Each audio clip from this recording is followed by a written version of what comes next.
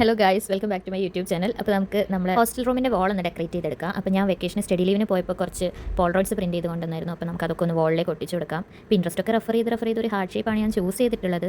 വളരെ കോമൺ ആയിട്ടുള്ള ഡിസൈനാണ്, പക്ഷേ കണ്ടിട്ട് എനിക്കും അത് തന്നെ ഇഷ്ടപ്പെട്ടു. അതുകൊണ്ട് ഞാൻ അതിനെടുത്തു. നിൽക്കാനുള്ള ഹൈറ്റിലുള്ളതൊക്കെ ഞാൻ നിന്നൊട്ടിച്ചു. ഒരു സേഫ്റ്റിക്ക് ഞാൻ വരയൊക്കെ വരച്ചിട്ടാണ് ഗൈസ് ഒട്ടിച്ചത്. ഒരു പോളറോയിഡിൻ്റെ ഹൈറ്റിൽ വരച്ചിട്ട് ആ ലൈനിൻ്റെ മേലെയാണ് ഒട്ടിച്ചത്.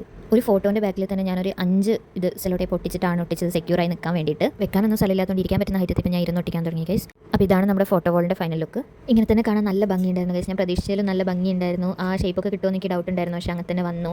പിന്നെ കുറച്ചുകൂടെ കളറാക്കാൻ വേണ്ടിയിട്ട് ഒന്ന് ലൈറ്റ് ഒട്ടിക്കാമെന്ന് വിചാരിച്ചു.